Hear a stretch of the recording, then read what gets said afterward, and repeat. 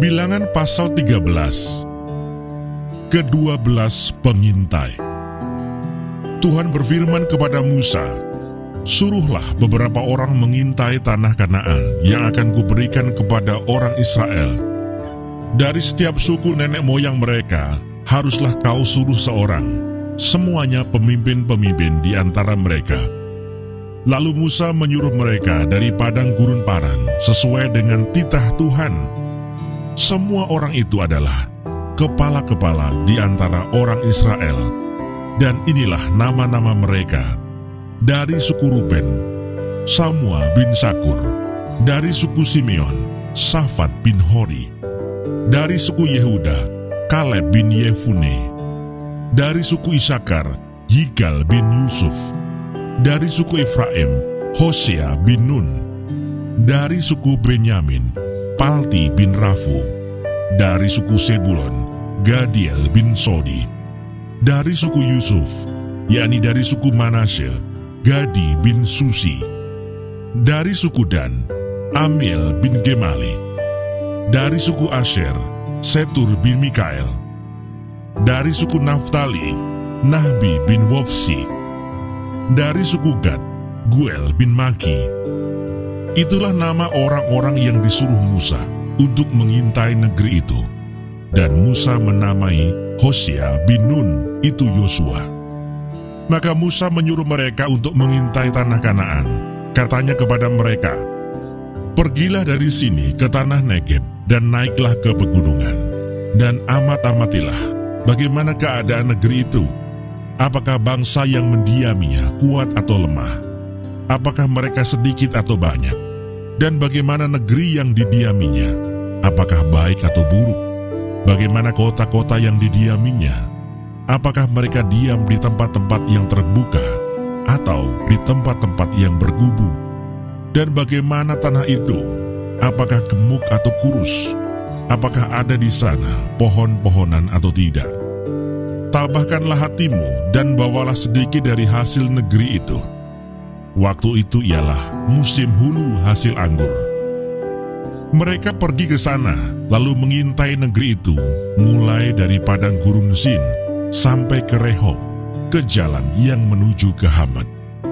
Mereka berjalan melalui tanah Negeb, lalu sampai ke Hebron. Di sana ada Ahiman, Sesai, dan Talmai, keturunan Enak. Hebron didirikan 7 tahun lebih dahulu dari Soan di Mesir.